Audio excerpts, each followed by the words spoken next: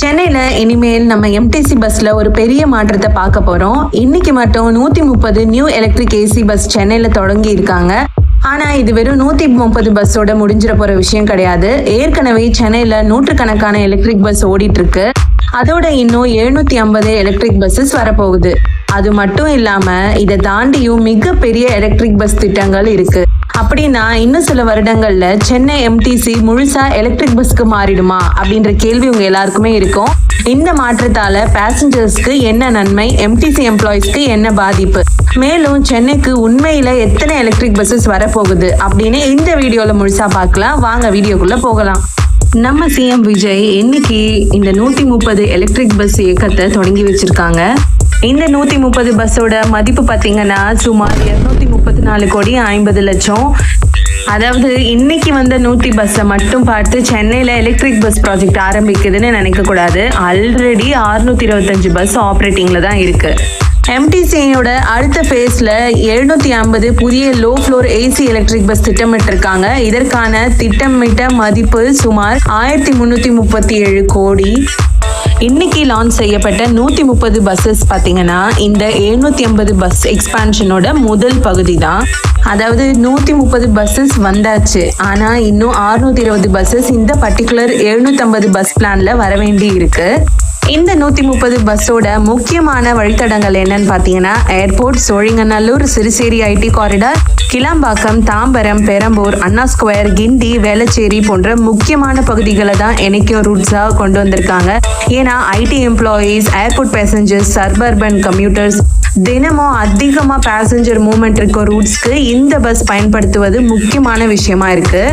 Electric பஸ்ஸோட advantages பார்த்தீங்கன்னா noise குறைவு, tail pipe pollution கிடையாது, AC வசதி இருக்கு, low floor design, electric driveway train and cleaner public transport. இது ஒரு தனிநபர் எலக்ட்ரிக் வெஹிக்கிள் வாங்குறத விட பப்ளிக் டிரான்ஸ்போர்ட்ல எலக்ட்ரிக் பஸ் அதிகமான பேசஞ்சர்ஸை ஒரே நேரத்தில் கேரி பண்றதுனால சிட்டி லெவல் இம்பேக்ட் பெருசா இருக்கும். ஆனால் எலக்ட்ரிக் பஸ் எக்ஸ்பான்ஷனுக்கு ஒரு முக்கியமான எம்ப்ளாயி ரிலேட்டட் கொஸ்டின் வரும். அது என்னன்னு பார்த்தீங்கன்னா MTC-ல ட்ரெடிஷ்னல் டீசல் பஸ்ஸஸ்க்கு இருக்கும் ஆப்ரேஷன், மெயின்டெனன்ஸ் மற்றும் க்ரியூ ரெக்குவயர்மெண்ட்ஸில் எலக்ட்ரிக் பஸ் வந்த பிறகு என்ன மாற்றம் வரும், குறிப்பாக டிரைவர்ஸ், கண்டக்டர்ஸ் மற்றும் மெயின்டெனன்ஸ் எம்ப்ளாயீஸ்க்கு இது எப்படி இம்பேக்ட் ஆகும் அப்படிங்கிறது முக்கியமான கேள்வி. MTC-யோட ஓன் டேட்டா படி பார்த்தீங்கன்னா ஜூலை 2026 ஃப்ளீட்டுக்கு 4109 பஸ்ஸஸும், ஸ்கெடியூல்டு சர்வீசஸ்க்கு 3858 மற்றும் ஃப்ளீட்டுக்கு 5.14 மென் பர் பஸ் என்ற இண்டிகேட்டர் இருக்கு. MTC-யோட அஃபிஷியல் டெண்டர் இன்ஃபர்மேஷன்ல 1000 AC 12 மீட்டர் எலக்ட்ரிக் பஸ்ஸுக்கும், 300 AC 7 மீட்டர் ஃபீடர் எலக்ட்ரிக் பஸ்ஸஸ்க்கும், 220 ஸ்மாலர் எலக்ட்ரிக் பஸ்ஸஸ் 180 5 மீட்டருக்கும், 70 7 மீட்டருக்கும் ஆகிய ப்ரொக்யூர்மெண்ட் பிளான்ஸ் டெண்டர்ஸ் சொல்லியிருக்காங்க. அதாவது சென்னையோட இந்த எலக்ட்ரிக் பஸ் ஸ்டோரி 130ஓட முடியல, இன்னும் பெரிய நம்பர்ஸ் முன்னாடி இருக்கு. இன்னும் சில வருடங்கள்ல சென்னையில ஏர்போர்ட்டுக்கு போகும்போது, IT காரிடருக்கு போகும்போது, சப்அர்பன் ரூட்ஸ்க்கு பயணம் செய்யும் போது நம்ம பார்க்கும் MTC பஸ்ஸஸ்ல எலக்ட்ரிக் பஸ்ஸஸோட எண்ணிக்கை அதிகமாகலாம்.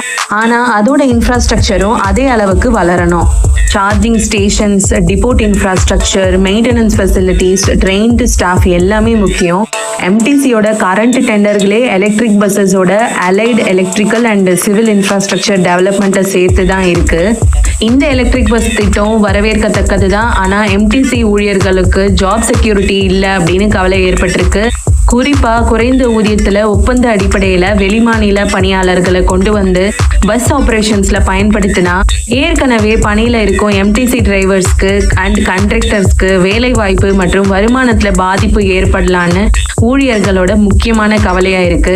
இது எதனால பார்த்தீங்கன்னா வெளிமாநில பணியாளர்களுக்கு PF பென்ஷன்லாம் கொடுக்க வேண்டிய அவசியம் இல்லை. அதனால தான் இப்போ இருக்க எக்ஸிஸ்டிங் டிரைவர்ஸ் அண்ட் கண்டக்டர்ஸை யூஸ் பண்ணோம்னா அவங்களுக்கு PF அண்ட் பென்ஷன் கொடுக்கணும் அப்படிங்கிறதுனால கவர்மெண்ட் இந்த மாதிரி திங்க் பண்ணியிருக்காங்க. இது நல்ல விஷயமா, வரவேற்கத்தக்கதா? இல்லை இதனால MTC ஊழியர்ஸும் நிறைய போராட்டங்கள் பண்ணிட்டு இருக்காங்க. பட் அதோட நியூஸ் நமக்கு வெளியில வர்றது கிடையாது. இந்த எலக்ட்ரிக் பஸ்கள் அதிகரிக்கிறதுனால MTC ஊழியர்களுக்கு வேலை பாதுகாப்பு பற்றிய கவலை ஏற்பட்டிருக்கு. அதாவது குறைந்த சம்பளத்துல ஒப்பந்த ஊழியர்களை வைத்து இந்த எலக்ட்ரிக் பஸ்களை இயக்குனா ஏற்கனவே எம்டிசி பணியில் பணிபுரியும் டிரைவர்ஸ் மற்றும் கண்டக்டர்ஸ்க்கு வேலை வாய்ப்புக்கு பாதிப்பு ஏற்படலாம் அப்படிங்கிறது தான் ஊழியர்களோட முக்கியமான கவலை. அண்ட் ஒப்பந்த ஊழியர்களுக்கு நிரந்தர எம்டிசி ஊழியர்களுக்கு வழங்கப்படும் பிஎஃப், பென்ஷன், பெய்டு ஹாலிடேஸ் போன்ற அனைத்து சலுகைகளுக்கும் இருக்காது. அப்படிங்கிறதுனால எம்டிசிக்கு செலவு குறைய வாய்ப்பு இருக்கு. அதே நேரத்துல முதலமைச்சர் விஜய் பெண்களுக்கு இலவச பேருந்து பயணத்தை தொடர்ந்து வழங்குவதாக அறிவித்திருக்காங்க. இதனால எம்டிசிக்கு ஒரு பக்கம் வருமானம் குறையும் நிலையில இன்னொரு பக்கம் எலக்ட்ரிக் பஸ்களுக்கான செலவும் அதிகரிக்குது. இந்த செலவுகளை குறைப்பதற்கு எம்டிசி ஊழியர்களோட வேலை வாய்ப்பு பாதிக்கப்படக்கூடாது என்பதுதான் இப்ப எழுந்திருக்க முக்கியமான கேள்வி. இந்த மாதிரி ஆட்டோமொபைல், இவி மற்றும் எலக்ட்ரிக் டிரான்ஸ்போர்ட் அப்டேட்ஸ்க்கு நம்ம சேனலை சப்ஸ்கிரைப் பண்ணி பாருங்க. தேங்க்யூ.